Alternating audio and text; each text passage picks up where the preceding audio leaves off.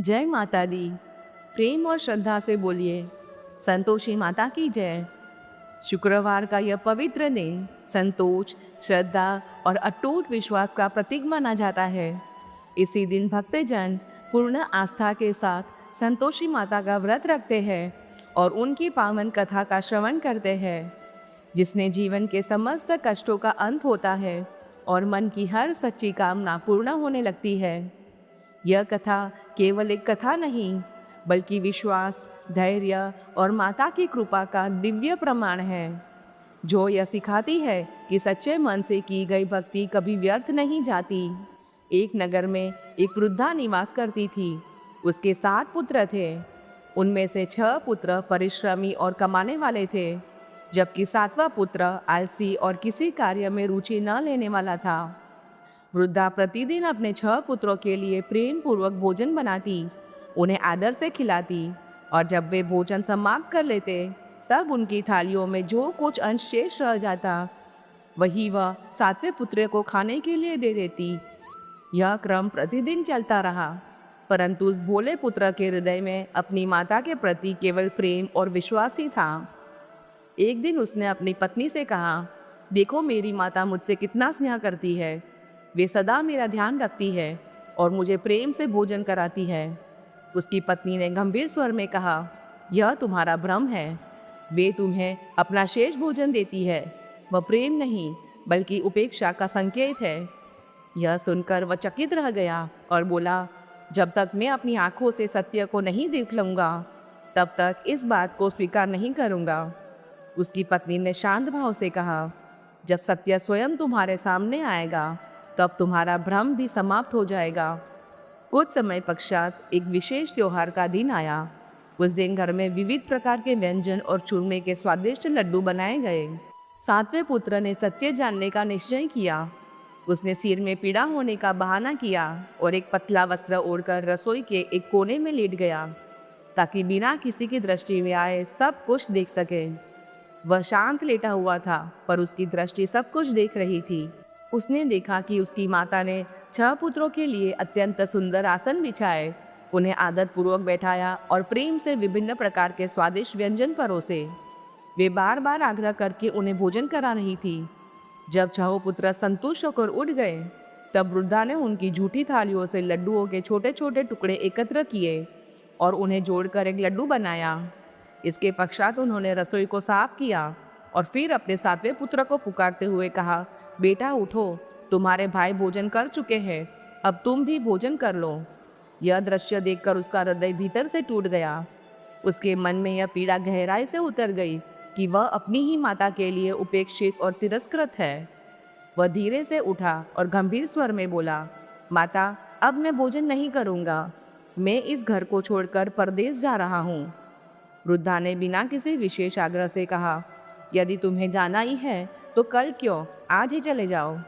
यह सुनकर उसका हृदय और अधिक आहत हो गया और वह उसी क्षण घर से निकल पड़ा। घर से निकलते समय उसे अपनी पत्नी का स्मरण हुआ। वह गौशाला में उपले बना रही थी। वह उसके पास गया और शांत किंतु दृढ़ स्वर में बोला, मैं परदेश जा रहा हूँ। अब कुछ समय तक तुम्हें यहाँ संतोष और धैर्य के साथ रहना होगा। धर्म और विश्वास का मार्ग कभी मत छोड़ना। उसकी पत्नी ने उसकी ओर देखते हुए कहा, आप निश्चिंत होकर जाइए, मैं आपके वचन का पालन करूंगी और ईश्वर पर पूर्ण विश्वास रखूंगी, परंतु जाते समय मुझे कोई ऐसी निशानी दीजिए जिसे देखकर मुझे आपके अस्तित्व का अनुभव होता रहे। उसने कहा, मेरे पास देने के लिए कुछ विशेष नहीं, केवल यह अंगूठी है, इसे तुम अपने पास रख लो। तब उसकी पत्नी ने अपने गोबर से सने हाथ से उसकी पीठ पर अपने हाथ की छाप लगा दी और कहा, यह मेरी निशानी है, इसे देखकर आप मुझे स्मरण करते रहना। वह बिना पीछे देखे अपने मार्ग पर आगे बढ़ गया और कई दिनों की कठिन यात्रा के बाद एक दूरस्थ नगर में पहुंचा। वहां उसने एक साहूकार की विशाल दुकान देखी और साहस करके उसके पास गया। उसने विनम्रता से कहा, मुझे कार्य की आवश्यकता है, कृपया मुझे अपने यहाँ सेवा का अवसर दे। साहूकार ने उसकी विनम्रता और दृढ़ता को देखकर उसे कार्य पर रख लिया और कहा, तुम्हारे कार्य के अनुसार ही तुम्हें फल प्राप्त होगा।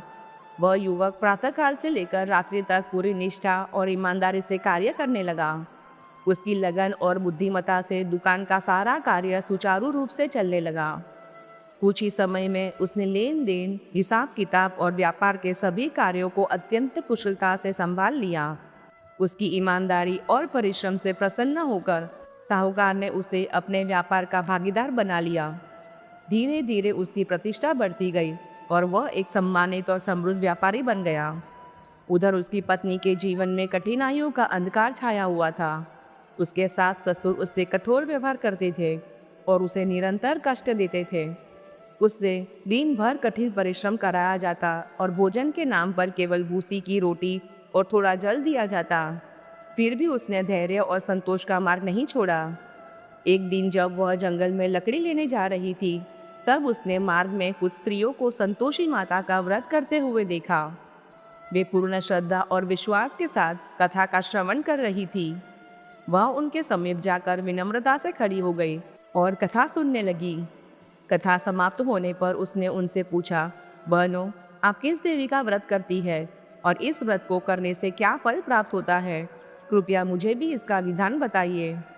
तब उनमें से एक स्त्री ने कहा, यह संतोषी माता का पवित्र व्रत है। इस व्रत को करने से जीवन की दरिद्रता समाप्त होती है, कष्ट दूर होते हैं और मन की सभी सच्ची मनोकामनाएं पूर्ण होती हैं। यह व्रत श्रद्धा, नियम और संतोष के साथ किया जाता है। प्रत्येक शुक्रवार को उपवास रखकर गुड़ और चने का भोग अर्पित किया जाता है और माता की कथा का श्रद्धापूर्वक श्रवण किया जाता है। जब तक मनोकामना पूर्ण न हो, तब तक इस नियम का पालन करना आवश्यक होता है और जब माता कृपा करके कार्य सिद्ध कर देती है, तब विधि पूर्वक व्रत का उद्यापन किया जाता है। यह सुनकर उसके हृदय में एक नई आशा का प्रकाश जाग उठा और उसने निश्चय किया कि वह भी पूर्ण श्रद्धा और विश्वास के साथ संतोषी माता का व्रत करेगी, क्योंकि उसे विश्वास हो गया था कि सच्चे मन से की गई भक्ति अवश्य फल देती है और माता अपने भक्त को कभी निराश नहीं करती। माता संतोषी अपने भक्तों की सच्ची श्रद्धा और नियम पूर्ण व्रत से अत्यंत प्रसन्न होकर कार्य सिद्धि करती है। जब भक्त की मनोकामना पूर्ण हो जाती है तो फल की प्राप्ति होती है। तब विधि पूर्वक व्रत का उद्यापन करना अनिवार्य माना जाता है। उद्यापन कभी भी बीच में नहीं करना चाहिए, बल्कि तभी करना चाहिए जब माता की कृपा से कार्य पूर्ण रूप से सिद्ध हो जाए। उद्यापन के दिन 2.5 सेर आटे का खाजा बनाना चाहिए। उसी श्रद्धा से खीर तैयार करनी चाहिए और चने का साग बनाकर माता को भोग अर्पित करना चाहिए। इसके पश्चात 8 बालकों को श्रद्धा और सम्मान के साथ भोजन कराना चाहिए। यदि अपने परिवार में देवर, जेठ, भाई या अन्य संबंधी उपलब्ध हो तो उन्हें भोजन कराना उत्तम होता है और यदि वे उपलब्ध न हो तो पड़ोस के बालकों या रिश्तेदारों को बुलाकर भोजन कराना चाहिए। भोजन कराने के पश्चात अपने सामर्थ्य के अनुसार दक्षिणा देकर माता का नियम पूर्ण करना चाहिए। उस दिन विशेष रूप से इस बात का ध्यान रखना चाहिए कि घर में किसी भी प्रकार की खटाई का सेवन न किया जाए, क्योंकि यह माता के व्रत का अटल नियम है। यह सब सुनकर वह बहु श्रद्धा और विश्वास से भर उठी। वह तुरंत वहाँ से आगे बढ़ी।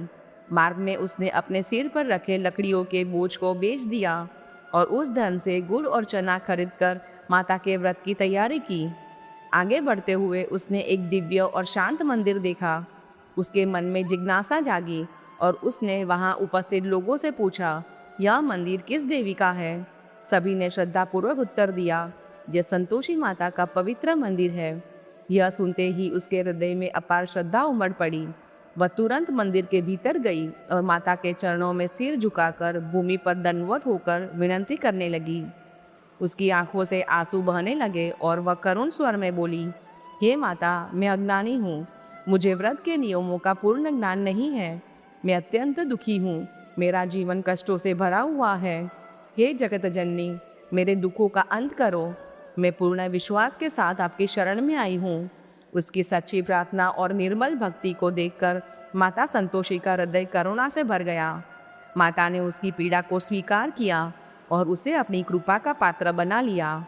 एक शुक्रवार बीतने के पश्चात ही दूसरे शुक्रवार को उसे पति का पत्र प्राप्त हुआ।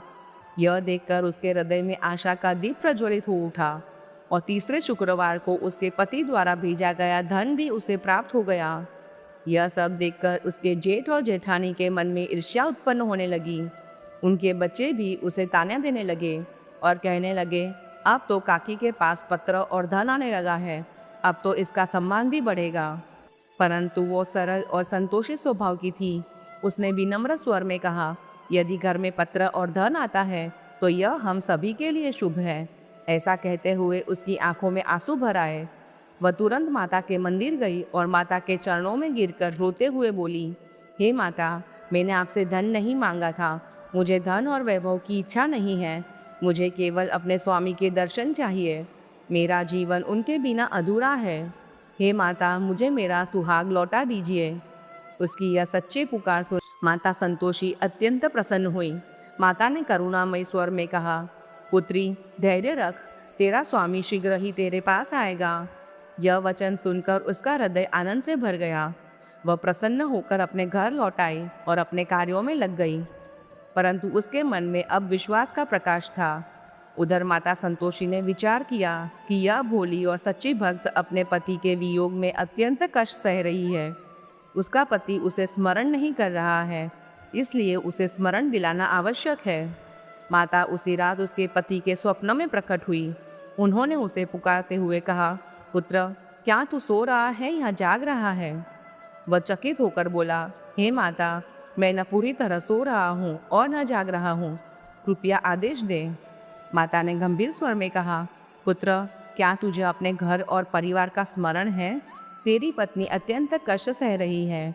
तेरे माता पिता उसे दुख दे रहे हैं और वह तेरे दर्शन के लिए व्याकुल है।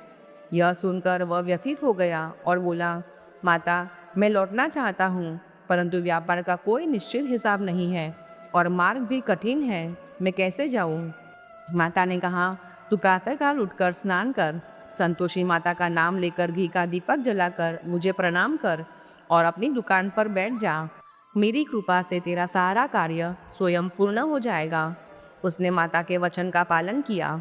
जैसे ही वह दुकान पर बैठा, चमत्कार होने लगा। जो लोग धन देने वाले थे वे स्वयं धन लेकर आने लगे। जो लेने वाले थे वे अपना हिसाब लेकर आने लगे। सारा माल शीघ्र ही बिक गया और सांझ तक धन का विशाल संग्रह हो गया। यह देखकर वह माता की कृपा से अभिभूत हो गया। उसने तुरंत अपनी पत्नी और परिवार के लिए वस्त्र, आभूषण और अनेक उपहार खरीदे और अपने घर लौटने के लिए प्रस्थान किया। उधर उसकी पत्नी प्रतिदिन की भांति लकड़ियां लेने जंगल गई और लौटते समय माता के मंदिर में विश्राम करने लगी।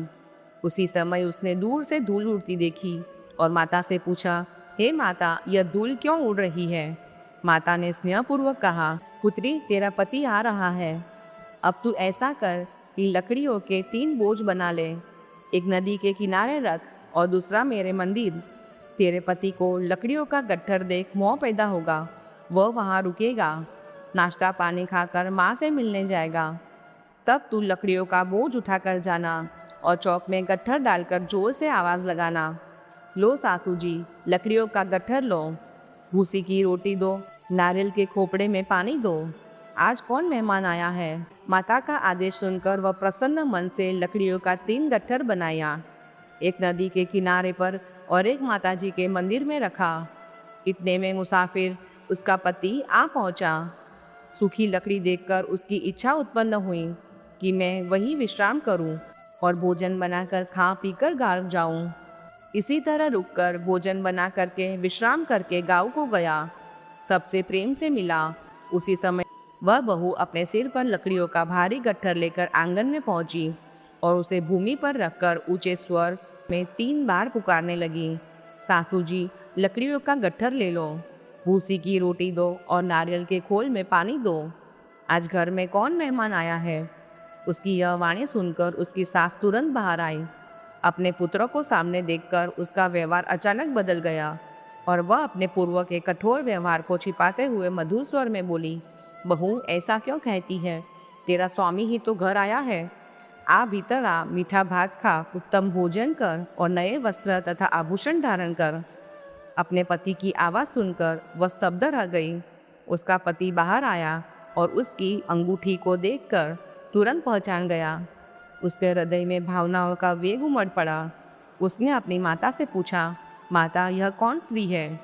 माता ने सहजता का अभिनय करते हुए कहा, पुत्र, यह तेरी पत्नी है। जब से तू गया है यह इधर उधर भटकती रहती है और घर के कार्यों में ध्यान नहीं देती। उसका पति सब कुछ समझ चुका था।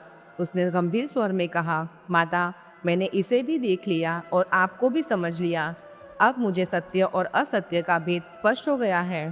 कृपया दूसरे घर की चाबी दे दीजिए, अब मैं वहीं निवास करूँगा। माता ने अनिच्छा से चाबी दे दी। उसने तुरंत दूसरे भवन के ऊपरी कक्ष को खोला और अपने साथ लाया हुआ समस्त धन, वस्त्र और आभूषण वहाँ व्यवस्थित कर दिए।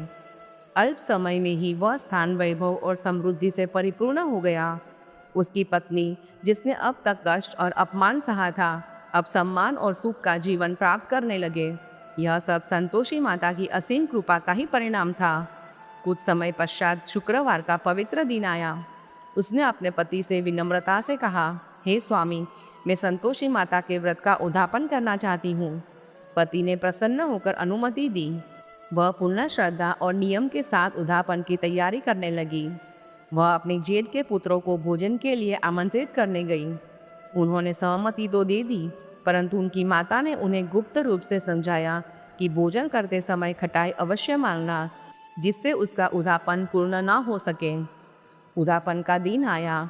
उसने श्रद्धा से खीर, खाजा और चने का साग बनाया और बालकों को आदरपूर्वक भोजन कराया। जब वे भोजन कर चुके, तब उन्होंने जानबूझकर खटाई की मांग की और कहा कि बिना खटाई के उनका भोजन पूर्ण नहीं होगा। उसने शांत स्वर में कहा, यह माता का प्रसाद है, इसमें खटाई का प्रयोग वर्जित है। तब बालकों ने कहा, यदि खटाई नहीं देनी तो हमें धन दो, हम स्वयं खरीद लेंगे। वह सरल और निष्कपट थी। उसने उन्हें धन दे दिया। बालकों ने तुरंत जाकर इमली खरीद कर खा ली। यह देखकर संतोषी माता अप्रसन्न हो गई, क्योंकि उनके व्रत का नियम भंग हो गया था। उसी समय राजा के दूत उसके पति को बंदी बनाकर ले गए। उसके जेठ और जेठानी उसे कटु वचन कहने लगे और उसका उपहास करने लगे। यह सब देखकर वह अत्यंत दुखी हो गई और रोते हुए माता के मंदिर पहुंची।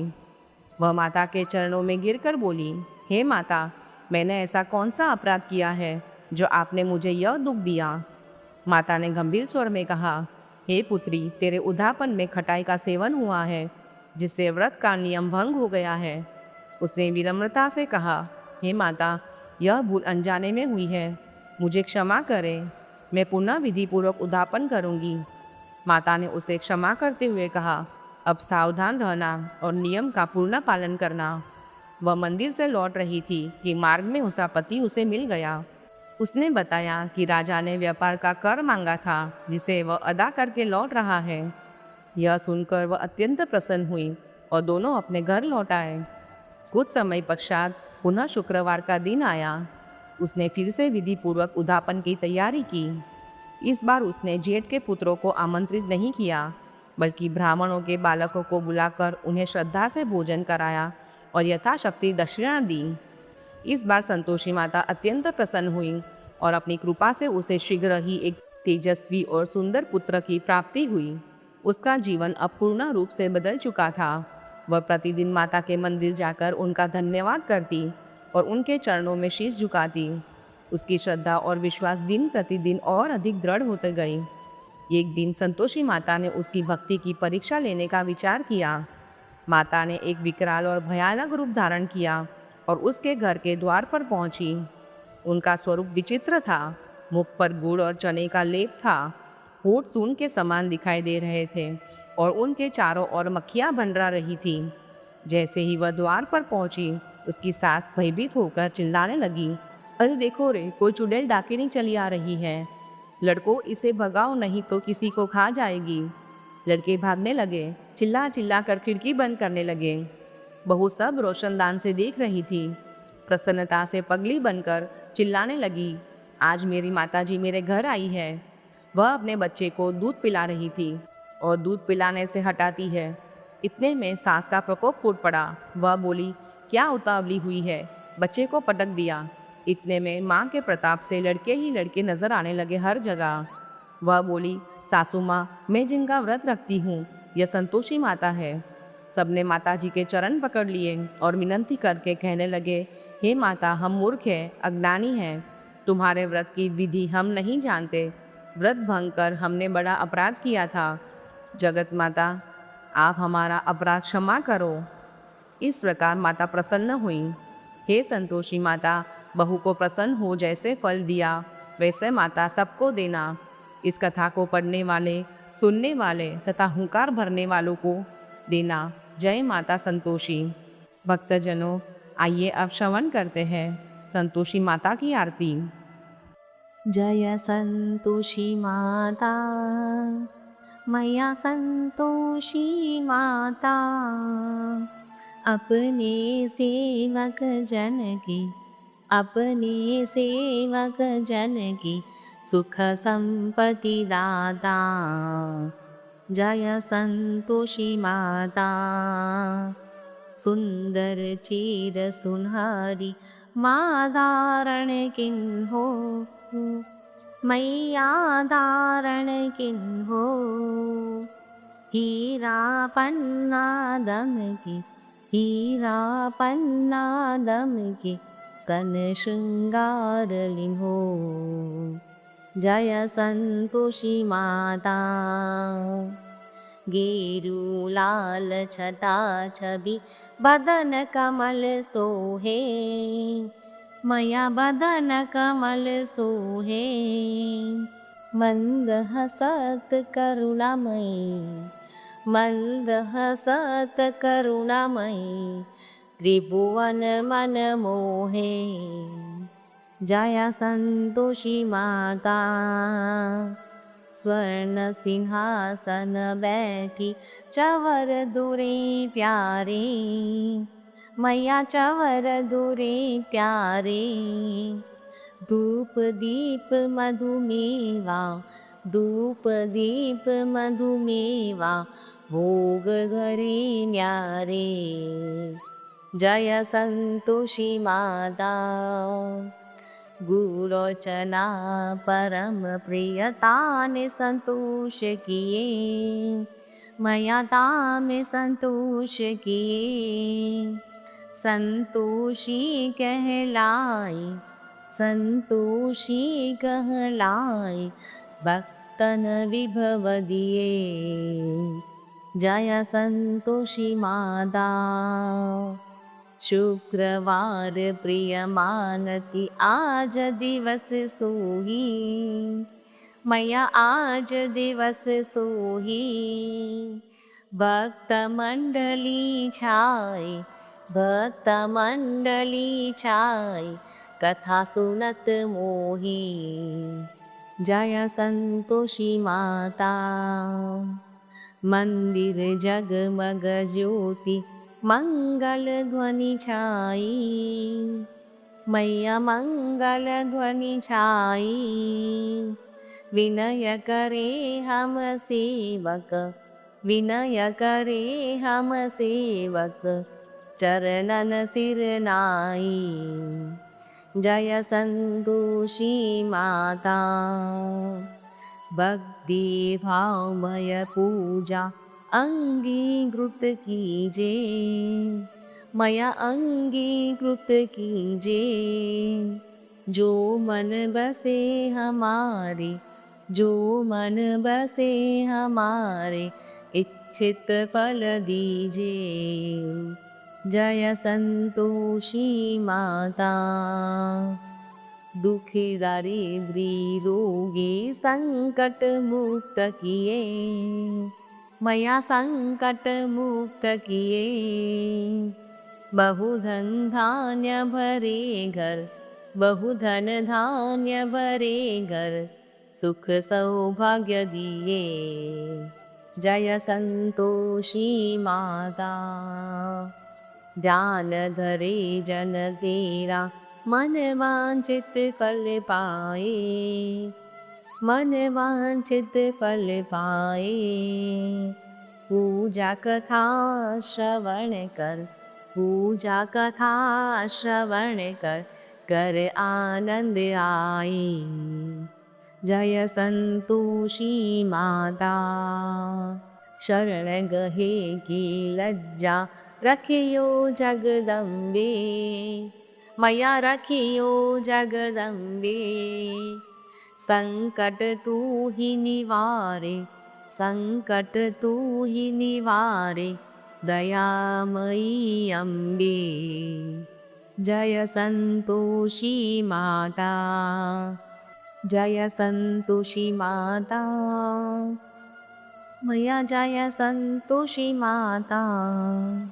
संतोषी माता की आरती जो कोई जन गावे, मैया जो कोई जन गावे, रिद्धि सिद्धि सुख संपत्ति, रिद्धि सिद्धि सुख संपत्ति जी भर के पावे।